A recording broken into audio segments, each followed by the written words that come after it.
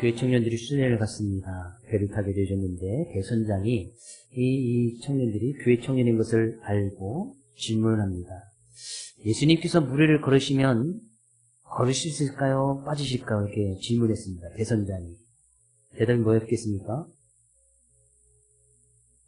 교회 청년들이니까 무리를 걸을 수 있다 이렇게 대답을 하는 거예요. 선장이 아니다. 물에 빠진다는 거예요. 청년들이 묻습니다. 성경에 예수님께서 물을 걸으셨는데 왜 물에 빠집니까? 그러니까 선장이 대답합니다. 예수님은 발에 못구멍이 있어서 물이 새서 빠진다. 그랬다는 거예요. 그렇죠? 일리가 있죠? 그렇죠? 네. 오늘 그 말씀이 이렇게 시작을 하고 있습니다. 예수님께서 즉시 제자들을 재촉하사 제자들을 빨리 재촉을 했단 말이죠. 그리고 나서 무리를 보내는 동안에 배를 타고 앞서 건너편으로 가게 하셨다. 그러니까 예수님께서 제자들에게 배를 타고 강 건너편, 여기서 이제 여기는 갈릴리 바다, 실제적인 갈릴리 호수인데 바다같이 이렇게 넓어서 갈릴리 바다라고 칭하기도 합니다. 그 배를 타고 건너가라고 예수님께서 제자들에게 명령하셨단 말이죠. 근데 예수님께서 왜 그러셨는가? 바로 앞부분에 우리가 잘 아는 오병이어의 사건이 있었습니다. 오병이어의 사건, 보리떡 5개와 물고기 2마리로 5,000명을 먹이는 사건이 있었습니다. 거긴 5,000명이니까 남자들만 5,000명, 여자들과 아이들까지 하면 거의 한 2만 명 정도가 그 사건을 직접 목격한 거예요. 자기들 눈앞에서 지금 막 배가 고파서 굶주려 있었는데 예수님께서 보리떡 2개, 물고기 2마리 가지고 기도하시더니 그것을 나눠주는데 모든 사람들이, 거기에 있던 모든 사람 다 배불리 먹고 12강주리가 남는 그런 사건들을 직접 그들이 체험한 거예요. 사람들이 생각을 합니다. 야, 이 정도 우리가 알고 있는 예수님이라면 이 나라의 왕이 돼도 괜찮을 것 같고 임금이 돼도 괜찮을 것 같고 이 정도 예수님이라면 이 나라를 진정으로 변화시키고 개혁시킬 수 있는 정치적인 메시아가 될 수 있겠다. 사람들이, 거기 있는 사람들이 다 예수님을 억지로 붙잡아서 임금을 삼으려고 합니다. 그럴 때 오늘 본 말씀이 이어지는 겁니다. 제자들 보고는 너희들 빨리 이 자리를 떠서 배를 타고 이 바다를, 호수를 건너 반대편으로 가라. 그리고 예수님께서 거기 남으셔서 거기 있던 많은 무리들을 흩어서 다 보내십니다. 나는 이 나라 임금이 될 수가 없고 그런 임금이 될 수가 없어. 그걸 다 흩어서 보내십니다.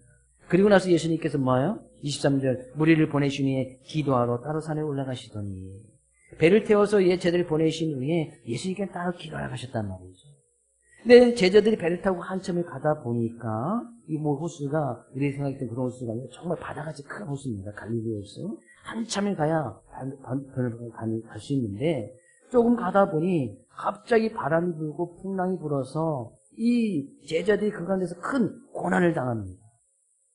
고난을 당했던 것은 당시에 예수님의 제자들에는 어부 출신이 꽤 있었습니다. 그 어부 출신이 있었기 때문에 그 어부 출신이었던 이 제자들도 그 바람과 풍랑을 도저히 감당할 수 없는 그 때문에 이제 고난을 당하게 되었단 말이죠. 고난을 당함으로 인해서 그것을 이겨보려고 했지만 도저히 배가 나가지도 않고 그 풍랑 가운데 휩싸이게 되었다는 거죠. 근데 밤사경은 새벽 3시에서 6시쯤을 이야기합니다. 새벽 1시간에 그렇게 막 제자들이 배 타고 고난 당한 뒤에 기도하고 있던 그 주님께서 바다 위를 걸어서 제자들에게 막 다가오십니다. 예. 그 생각해 보십시오. 그 새벽에 제자들 막 방랑이 불어서 막 힘들고 고난 당하는데 물 위에서 누가 싹 걸어오는 거예요. 제자들이 그것을 보고 깜짝 놀랐어요. 제자들이 막 소리 지르면서 야, 유령이다. 야, 귀신이다. 막 소리를 지르면서 어쩔 줄 모르는 거예요. 지금 큰 풍랑 때도 두려움이 있었는데 거기에 누군가 이제 막 물을 걸어오시는데 뭐 형상은 예수님 형상 같은데 뭐 유령인지 사람인지 알 수가 없어서 제자들이 막 소리를 지릅니다. 근데 예수님께서 말씀해 주시네요. 안심하라 내니 두려워 말아라. 그런 주님의 음성을 들었던 베드로가 정말 주님이 맞습니까? 음성을 들고 형상을 보니까 예수님의 음성이 맞거든요. 음성도 예수님의 음성이 맞아요. 그래서 베드로가 주님, 만일 주님이시거든 나를 명해서 물 위로 오라 하소서. 예수님께서 오라. 베드로가 그 음성을 듣고 물 위를 걸어갑니다. 성경 가운데에 예수님 외에 유일하게 무리를 걸었던 사람이 베드로예요. 그죠? 무리를 예수님께서 오라 이야기하니까 그 말씀을 듣고 무리를 한 발짝 두 발짝 걸어갑니다. 베드로가 이 말씀 듣고 무리를 걸어가는데, 근데 무리를 걸어서 예수님께로 다가가는데 바람이 불어서 큰 풍랑이 막 자기에게 덮치는 것을 보니까 베드로가 그것 때문에 무서워하고 두려워합니다. 무서워하고 두려워하는 그 순간에 베드로가 물에 빠져버립니다. 무리를 걷던 몇 발짝을 걸었는지 성경은 정확히 기록하고 있지 않지만 예수님께로 향하여 무리를 걸어가던 이 베드로가 큰 물결을 보고 물에 빠지게 됩니다. 그때 베드로가 소리치죠. 주님, 나를 구원해 주시옵소서. 저 물에 빠져 죽게 되었습니다. 그 주님께서 베드로에게 다가가서 그의 손을 잡으면서 말씀하시죠. 이르시되 믿음이 작은 자여 왜 의심하였느냐. 함께 베드로와 배에 오르니 그때서야 바람이 그치게 되었고 그 배에 탔던 제자들이 하나님은 당신은 하나님의 아들이십니다 라고 고백했다는 것이 오늘 본문의 말씀이에요. 그러면 우리는 이 본 말씀의 내용을 가지고 과연 우리가 지금 믿음이란 무엇인가, 어디까지 우리가 믿음이 있어야 되는가, 그 믿음에 대해서 지금 살펴보고 있지 않습니까? 과연 본 말씀 통해서 우리의 믿음의 모습을 되돌아보기 원하고, 과연 우리는 어느 것까지, 어느 때까지 우리의 믿음의 모습을 보여야 되는지 말씀을 살펴보면서 좀 은혜를 나누려고 합니다. 먼저 우리들이 생각해야 될 것이 있습니다. 제자들이 배를 타고 건너가다가 큰 고난을 받았던 이유가 뭡니까? 바람이 불고 풍랑이 쳤기 때문 아니겠어요? 근데 제자들이 배를 타고 건너갔던 것은 예수님께서 명령하셨기 때문에 그 말씀을 듣고 순종하다가 고난을 당한 거예요. 예수님께서 말씀하셨어요. 배를 타고 건너가라. 굳이 배를 타고 건너가지 않아도 되지 않습니까? 거기 있던 무리들을 예수님과 제자들이 다 흩으신 다음에 걸어서 육로를 통해서 다른 지역으로 갔어도 됐을 텐데 이 제자들은 주님의 말씀을 잘 듣는다고 배를 타고 건너가라, 재축해서 건너가라 하니까 그 말씀을 듣고 건너갔단 말이죠. 근데 그 말씀을 듣고 건너갔는 데에 바람이 불고 물결이 쳐서 큰 고난을 당하게 되었습니다. 우리 먼저 잘 알아야 될 것이 있습니다. 예수님 믿으면 복 받는다. 맞습니다. 예수님 믿으면 잘 됩니다. 예수님 믿으면 행복해집니다. 믿으십니까? 네, 예수님 믿으면 잘 되고 행복하고 복 받는다는 것이 고난이 없다, 풍랑이 없다, 물결이 없다라는 그런 의미는 아니란 말이죠. 예수님 믿고 잘 된다는 것이, 그럼 예수님을 잘 믿으면, 예수 믿고 그 믿음 가운데 있으면 고난이 없다, 문제가 없다는 것이 아니에요. 예수님 믿고 잘 된다는 것은 그 예수 믿고 나가면 반드시 고난을 당합니다. 큰 풍랑이 친단 말이죠. 제자들의 힘과 능력으로는 어찌할 수 없는 어부출신했던 그들이 도저히 감당하지 못할 그런 큰 문제를 당한다는 거예요. 우리가 예수님 믿고 그 믿음을 지켜나가도 잘 알지 않습니까? 예수 믿고 믿음의 길에 들어선 그 순간부터 문제가 하나도 없었습니까? 어려움이 하나도 없었나요? 고난이 한 번도 없었습니까? 아니죠. 예수님 믿고 나가면 고난을 더 당해. 예수님 믿기 이전에는 고난이 아니었던 그것이 이제 고난이 돼. 예수님 믿기 전에는 아무거나 먹던 그것이 문제가 되지 않았어. 근데 예수님 믿고 나서는 그 먹는 것 때문에 고난을 당한단 말이죠. 마시는 것 때문에 고난을 당해. 예수님 믿기 전에는 아무거나 먹고 아무거나 마시고 아무렇게나 행해도 그것이 고난이 아니었단 말이죠. 왜? 내가 하고 싶은 대로 다 했으니까.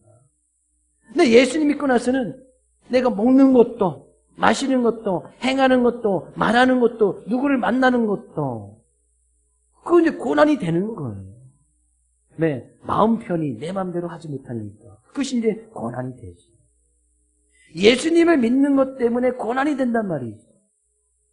예수님 믿으면 잘 된다, 행복한다는 것이 예수님 믿으면 고난이 없다는 말이 아니다. 그러면 예수님 믿고 잘 된다, 행복하다는 것은 예수님께서는 제자들을 배를 타고 건너가라고 이야기하신 후에 예수님께서 하셨던 것은 뭐예요? 23절 이야기하죠. 무리를 보내시에 기도하러 따로 산에 올라가시리라. 예수님께서는 기도하셨다는 거예요. 누구를 위해서? 여전히 제자들을 위해서. 예수님께서 오늘 보면서 무리를 걸었던 예수님의 능력이라면 제자들이 배를 타고 그 갈릴리 호수를 건너갈 때에 바람이 불고 풍랑이 올 것을 예수님께서는 굳이 모르셨을까요? 예수님은 분명히 어쩌면 알고 있었을 거예요. 아니면 예수님께서 제자들이 배를 타고 건너갔을 때 그 배를 탈 그 당시에는 날씨가 정말 좋았을 거예요. 만약에 날씨가 막 바람이 불어서 파도가 치고 풍랑이 있는데 배를 타고 건너가라 예수님께 그렇게 하실 일 없겠지만 그럴 때 막 바람이 불고 풍랑일 때 제자들에게 배를 타고 건너가라 하면 그게 어부 출신이 많이 있었기 때문에 주님 일어나시 어떻게 배를 띄웁니까? 배를 타고 건너가다는 큰 어려움을 당할 것입니다. 분명히 예수님께 뭐라고 이야기했을 거예요. 근데 순순히 예수님 말씀을 듣고 배를 타고 건너갔다는 것은 배를 탈 그 당시는 배를 충분히 띄울 수 있고 그 호수를 건너가기 충분한 날씨가 있었기 때문에 제자들이 배를 타고 건너간 거 아니겠어요? 어쩌면 예수님께서 일부러 제자들이 배를 타고 가려는 그 순간에 바람을 불게 하고 물결을 일으키지 않았나, 고난을 어쩌면 일부러 주시지 않았나 생각해 볼 수 있다는. 근데 예수님께서는 그런 가운데 기도하신 거예요. 제자들이 정말 주님의 말씀을 의지하여서 그 믿음을 지켜나가는 그 가운데서 고난을 당하였을 때에 과연 어떻게 제자들이 그 고난 가운데 반응할까? 예수님은 그 가운데서도 그 고난을 이겨나가시기를 아마 예수님께서는 기도하지 않으실까 생각을 해봅니다. 그런 주님은 성경 가운데서는 제자들을 위한 기도도 있었지만 누가복음 22장 30절에 가서 볼까요? 같이 읽어보겠습니다. 그러나 내가 너를 위하여 내 믿음이 떨어지지 않기를 기도하였느니 너는 돌이킨 후에 내 형제를 굳게 하라. 예수님께서 베드로에게 하셨던 말씀이거든요. 내가 네 믿음이 떨어지지 않기를 기도한다. 예수님께서 항상 제자들에 의해서 기도하실 때 믿음이 떨어지지 않기를 기도했어요. 어쩌면 예수님께서 이 기도하러 산에 가셔서도 이 고난 가운데서도 제자들이 믿음이 떨어지지 않기를 기도하셨을 거예요. 그 고난 가운데서 그 믿음으로 그 고난을 이겨나가기를 예수님께서는 기도하셨단 말이죠. 그런 주님은 여전히 우리를 위해서도 지금 기도하고 계십니다. 로마서 8장 34절 가서 같이 읽어보겠습니다. 누가 정죄하리요 죽으실 뿐 아니라 다시 살아나신 이는 그리스도 예수시니 그는 하나님 우편에 계신 자요 우리를 위하여 간구하시는 자신이라. 그는 다시 살아나신 분 예수 그리스도시고 그 예수님은 하나님 우편에 계시면서 지금도 우리를 위해서 간구하고 계신다. 우리를 위해서 지금도 기도하고 계시더라. 뭐예요? 믿음이 떨어지지 않기를. 예수님께서는 그 예수를 믿고 나가는 그 제자들, 예수 믿고 나가는 우리의 삶 가운데 분명히 고난이 있을 것을 주님께서는 알고 계십니다. 풍랑이 있을 것을 알고 계시고 도저히 우리의 힘과 능력으로는 감당하지 못하는 그런 큰 문제가 올 것을 주님께서는 알고 계세요. 어쩌면 우리 삶 가운데 그런 문제를 일부러 보내시는지도 몰라요. 당연히 예수 믿고 나가는 우리 삶 가운데 그런 문제가 당연히 온단 말이죠. 예수님께 당연히 보내시는 거예요. 근데 그 가운데서 예수님께서 기도하시는 것은 뭐예요? 고난이 없기를 기도하지 않습니다. 문제가 없기를 기도하지 않아요. 우리의 삶 가운데 풍랑이 일어나지 않기를 기도하지 않는 것이 아닙니다. 그런 가운데 들어섰을 때에 과연 믿음이 떨어지지 아니해서 그 고난을 이겨나갈 수 있느냐. 예수님께서는 그렇게 우리 위해서 기도하고 계시다. 지금 행여나 우리의 삶 가운데 큰 풍랑, 어려움, 고난, 문제를 당한 성도님 계십니까?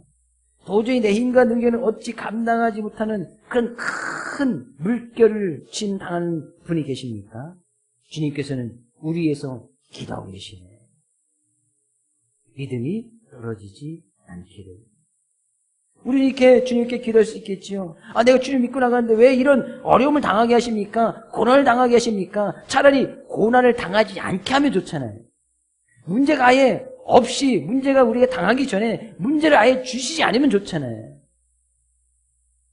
왜 문제를 주고 고난을 당하게 한 다음에서 그 고난 가운데서 그것을 이겨나가게 하시느냐? 과연 우리의 믿음이 어떤 상태에 있는지 주님은 알기를 원하신다는 거예요. 그 고난 가운데 한참을 제자들이 헤맵니다. 도저히 바람이 잡히지 배가 어쩔 줄 모르는 새벽쯤 되어서 예수님께서 그 제자들을 만나러 가십니다. 무리를 건너서 그 제자들을 만나러 가시는 제자들이 너무 놀랍니다. 야, 유령이냐 귀신이냐 이게 도대체 형상은 예수님의 형상인데 어떻게 무리를 예수님께 걸어오시는가. 이러지도 못하고 소리를 지릅니다. 안심하라 나니 두려워하지 말아라. 베드로가 그때 이야기합니다. 주님 정말 주님이시면 나를 무리로 걸어오게 하셔서 예수님께서 와라. 베드로가 그 말을 듣고 그 무리를 걸어갑니다. 베드로는 참 예수 말씀을 순종을 잘했던 것 같아요. 배 타고 건너가라 하니까 건너가고 무리를 걸어오라 하니까 걸어가고. 물을 건너갔던 이 베드로가 물에 갑자기 빠지게 되지죠. 왜? 주님의 말씀에 의지해서 무리를 한 발짝 두 발짝 야 이게 무리에 걸어지네 생각하면서 무리를 건너가면서 예수님 옆에 다가가는데 큰 물결이 치는 거예요. 그래서 바라보는 순간 야 내가 저 물결에 휩싸여서 물에 빠지면 물에 빠져 죽을 수도 있겠구나. 그런 순간에 생각이 팍 드는 거예요.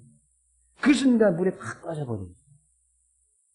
베드로가 믿음으로 무리를 걸었다 해서 우리도 믿음을 가지고 시험을 해서 얕은 물가에서 걸으면 빠지면 이게 벌떡 일어나면 되니까 괜찮은데 깊은 강가나 물 바닷속에 가서 베드로로 믿음으로 무리를 걸었으니 주님 나로 무리를 걷게 하셔서 시험하시면 빠집니다.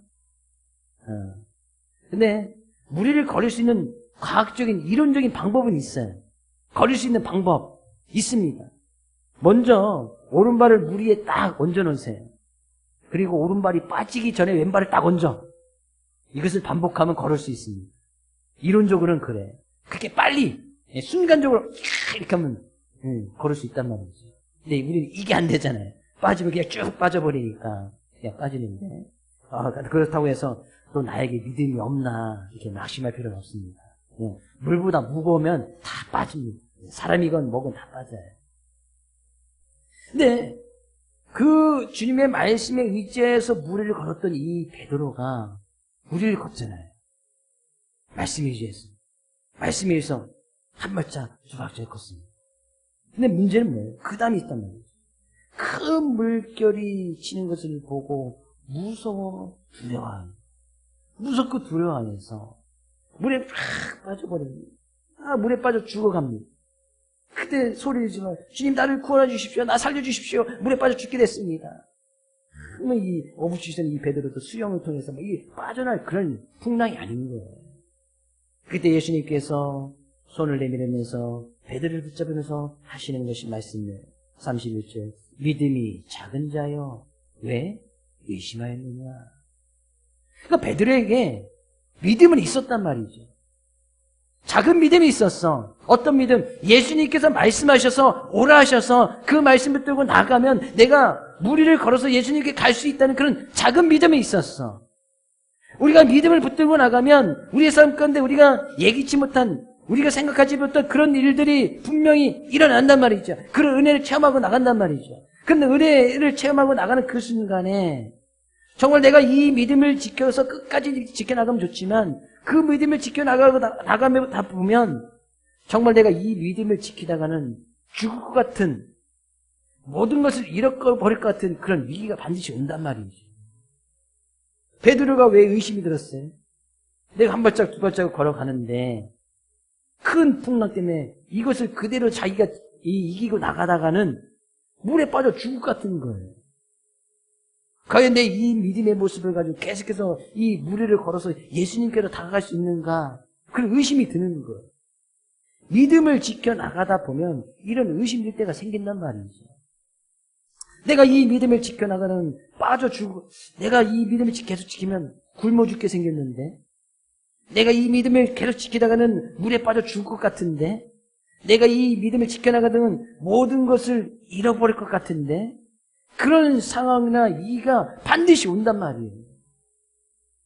주님께서는 베드로에게 말씀하시는 거예요. 믿음이 작은 자예요. 믿음이 있었는데 믿음이 너무나 작아. 이 말씀은 예수님께서 베드로를 책망하시는 것처럼 보일 수도 있습니다. 어쩌면 책망일 수 있어요. 네가 정말 나를 믿고 따른 지 벌써 수년이나 지났는데 여전히 그런 믿음이 없냐. 바로 전에 오병이의 사건을 직접 체험했던 그런 베드로가 그런 믿음이 없냐. 베드로를 책망하실 수도 있는 그런 말씀인 것 같지만 믿음이 작다라고 이야기하면서 예수님께서는 그런 상황 가운데서도 의심하지 않고 믿음을 지켰어야 되지 않느냐. 라는 그런 안타까움, 아쉬운 마음이 예수님의 이 말씀에 들어져 있습니다.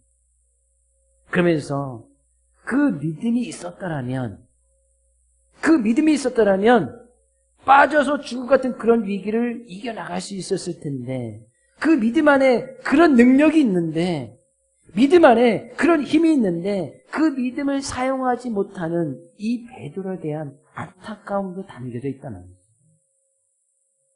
베드로에 대한 책망의 마음도 있지만 그 믿음을 제대로 사용하지 못하는 안타까움, 아쉬운 마음이 훨씬 더 큰 것 같습니다. 믿음이 작은 자여 왜 의심하였느냐. 믿음 안에는 그런 힘이 있고 능력이 있는데 왜 의심하였느냐. 안타까운 거예요. 아쉬운 거예요. 예수님께서 우리에게 원하시는 믿음의 모습은 바로 이럴 때 보여야 된다는 거예요. 우리 지금 예수 믿고 나가는 그 믿음의 길에 서 있습니다.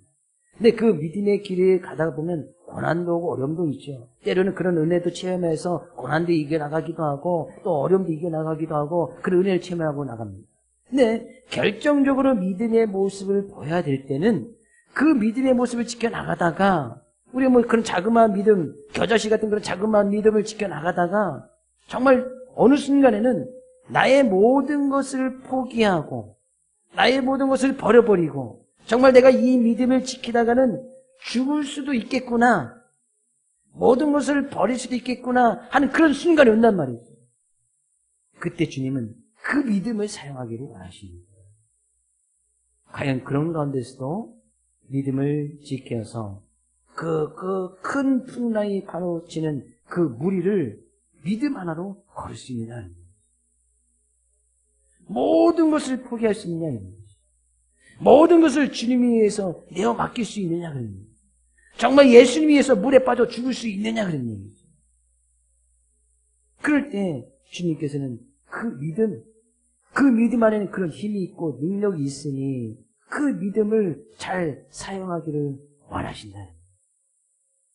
여기에 바로 우리의 믿음의 원리가 바로 여기 있습니다. 자그마한 믿음, 작은 것은 이겨낼 수 있어요. 큰 믿음이 돼야 물에 빠져 죽을 수 있는 그런 순간에도 큰 믿음을 가진 자들은 그 가운데서도 자기의 몸을 아예 그냥 폭풍 속에 그냥 확 내어 던져서 주님을 통해서 구원을 받는 그런 믿음의 모습으로 승리할 수 있다.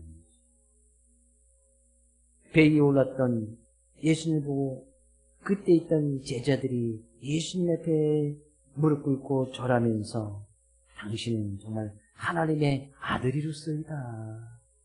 진정한 믿음의 고백을 드러나가는 거예요.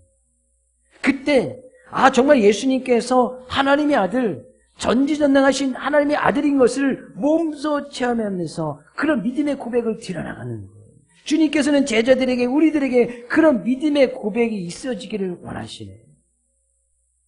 우리의 삶의 모든 순간에 정말 죽을 것 같은 모든 것을 포기해야 되고 모든 것을 잃어버릴 것 같은 그런 순간에 주님 당신은 정말 하나님의 아들이십니다. 이런 믿음의 고백을 드러나가기를 원하신다는 거예요. 우리의 믿음은 크기가 됐든 부피가 됐든 최소한 주님 앞에 나와서 지금 예배를 드린다는 것은 최소한의 작은 믿음은 있는 거 아니겠어요? 적은 믿음은 있는 거 아니겠어요? 근데 예수님께서는 이 적은 믿음 가지고는 빠져 죽을 것 같은 큰 풍랑 속에서 빠져드는 그런 위기는 이겨나갈 수 없단 말이죠.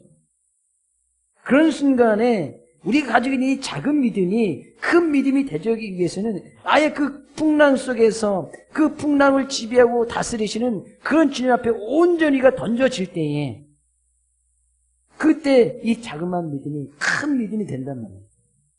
완전히 주님을 의지하고 나갈 때에, 전적으로 주님을 신뢰하고 나갈 때에, 내가 차라리 죽을지언정 주님만을 따르겠다는 그런 믿음의 모습을 보여나갈 때, 이 믿음의 모습이 어느 순간에 주님께서 원하시는, 아 정말 주님은 하나님의 아들이십니다 라는 믿음의 고백을 드릴 수 있는, 주님께서 기뻐하시면 하는 그런 믿음의 자세가 되어진다는 겁니다.